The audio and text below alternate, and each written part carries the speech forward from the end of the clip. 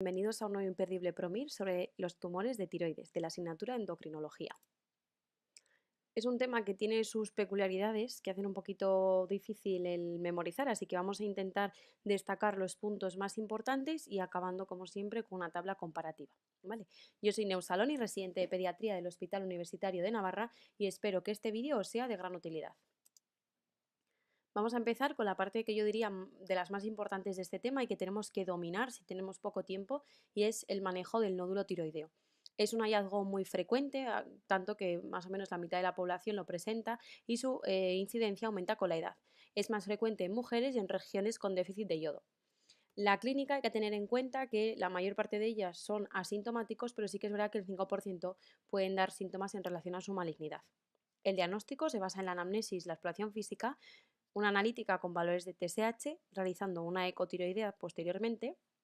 Luego, la herramienta diagnóstica más importante es la PAF, ¿vale? Utilizando la escala de Bethesda.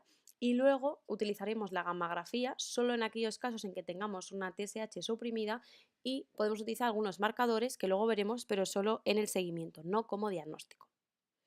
Otra cosa importante del nódulo tiroideo es sabernos los riesgos de malignidad.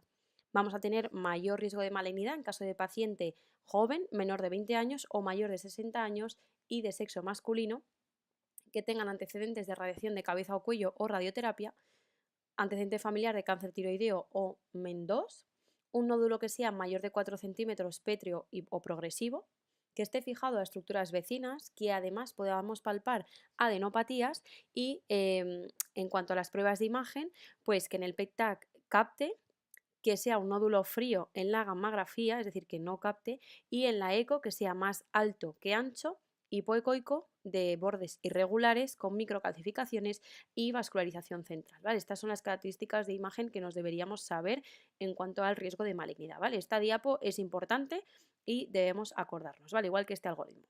En el caso de que tengamos un nódulo tiroideo, ¿vale? Volvemos a repetir: historia personal, familiar, exploración física, una analítica y una eco. En el caso de que tengamos una TSH suprimida, directamente deberemos ir a una gammagrafía, ¿vale? Entonces, si es un nódulo caliente, está más relacionado con el hipertiroidismo y por lo tanto tendrá su tratamiento, que eso ya lo estudiaréis en el tema correspondiente, y si es un nódulo frío nos obligará a hacer una PAF. Acordaros que sea nódulo frío tiene mayor riesgo de malignidad, ¿vale? Entonces, si tiene características sospechosas, también iríamos a la PAF, y entonces, en función de la clasificación de Bethesda, optaremos por una actitud terapéutica u otra, ¿vale? Desde simplemente repetir porque ha sido insuficiente, seguimiento ecográfico cada 6-12 meses. Si ya vemos, ¿no? Por ejemplo, en la categoría de C4, una hiperplasia folicular, sí que nos plantearíamos una hemitiroidectomía, y si hay invasión capsular o vascular, pues ya hablaremos, ¿no? De adenoma o carcinoma. Y si es 5 o C5 o C6, ya estaríamos maligno y tendríamos que ir a una cirugía un poquito más radical, ¿vale? Pero bueno, este manejo así un poquito más general es lo que debemos dominar, ¿vale? Vamos a pasar ahora a uno de los subtipos de tumor de tiroides, que es el carcinoma diferenciado de tiroides, que incluye el papilar, el folicular y el anaplásico o indiferenciado, ¿vale? Entonces, el carcinoma papilar, que es el más frecuente de todos, el 70% de los casos, es el que tiene mejor pronóstico, igual que el nódulo tiroideo, sobre todo en mujeres y en áreas ricas en yodo.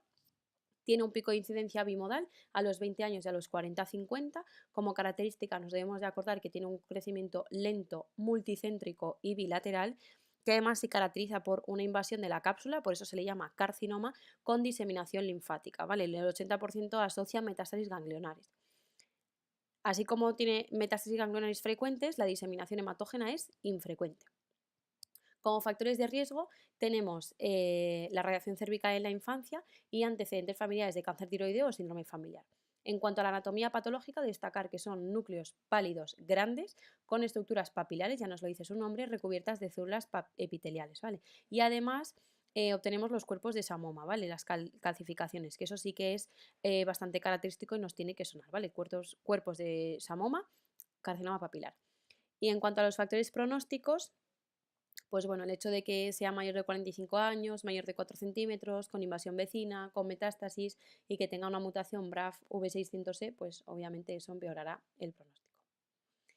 En cuanto al carcinoma folicular, que es el 15% de los casos, también tiene buen pronóstico, pero peor que el papilar, y son mujeres, pero de edad más avanzada y también en áreas con déficit de yodo.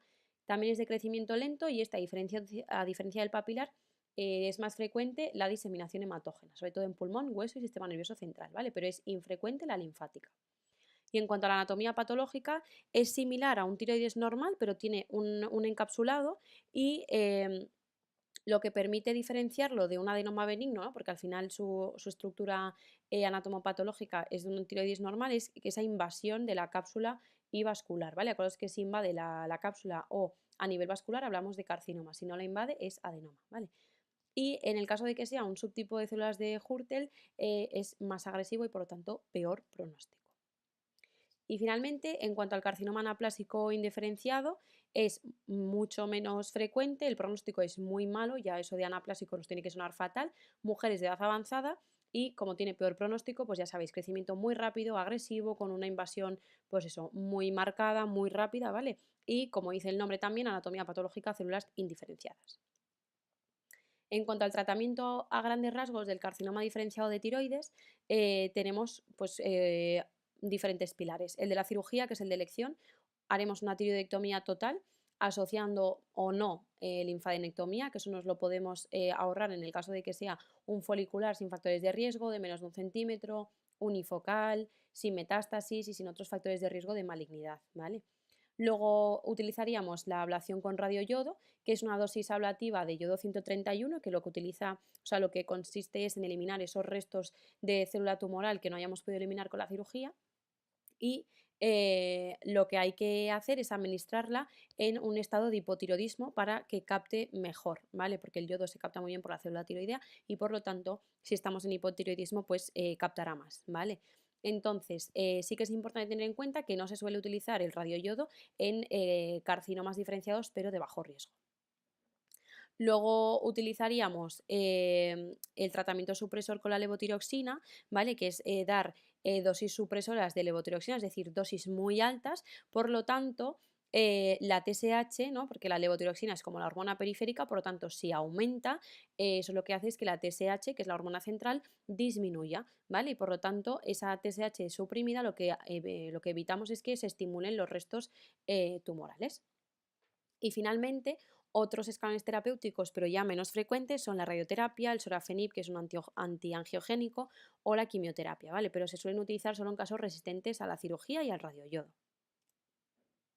En cuanto al seguimiento, acordaros que los marcadores hemos dicho que no sirven para el tratamiento, pero sí para el seguimiento y la monitorización. Entonces, la tiroglobulina nos ayuda en el carcinoma papilar y folicular y nos habla, ¿no?, de la presencia de resto tumoral. Y es importante medirla a la vez que los anticuerpos antitiroglobulina. Luego tendríamos el rastreo corporal total, que lo que hacemos es, tras haber administrado la dosis ablativa de radioyodo, del yodo 131, lo que nos permite detectar es si hay o no pues, restos tumorales o metástasis, ¿vale? Entonces, esto lo podemos hacer pues, después de la dosis ablativa y luego se puede repetir en el caso de que en el seguimiento nos aumente la tiroglobulina, pues lo volvemos a hacer para detectar, ¿no?, si hay algún resto tumoral o metástasis y en el caso de que sea positivo, volveríamos a repetir una dosis de yodo 131. Y luego finalmente un estudio de imagen, ¿no?, de extensión en el caso de que hayamos hecho la tiroglobulina y esté elevada y el rastreo nos haya salido negativo. Por lo tanto, tendremos que buscar otro foco. Este es el algoritmo de diagnóstico y de tratamiento y seguimiento de estos carcinomas diferenciados de tiroides, ¿vale? Acordaros que si son de bajo riesgo, de paciente joven, papilar, unifocal, ¿no?, que sea buen pronóstico sin metástasis, sí que nos podemos plantear la hemitiroidectomía sin la linfadectomía y sin el radioyodo, pero sí que tenemos que hacer un seguimiento estrecho, ¿vale? Pero si no, la cirugía es tiroidectomía total y linfadenectomía más menos radioyodo, ¿vale? Y sobre todo el tratamiento supresor con la levotiroxina. Haremos el seguimiento con, aparte de las ecos y las TSHs, con la tiroglobulina y los anticuerpos y en función de lo que nos vaya saliendo, pues haremos una cosita u otra, ¿vale? Entonces, pasamos ahora a otro grupo de tumores de la tiroides, que es el carcinoma medular de tiroides, ¿vale? Que es un tumor neuroendocrino originado en las células C para foliculares tiroideas, que son las que secretan la calcitonina, ¿vale?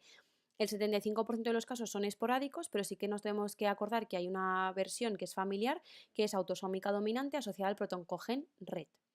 Las características clínicas suele ser un nódulo tiroideo solitario, pero que asocia adenopatías y obviamente elevación de la calcitonina.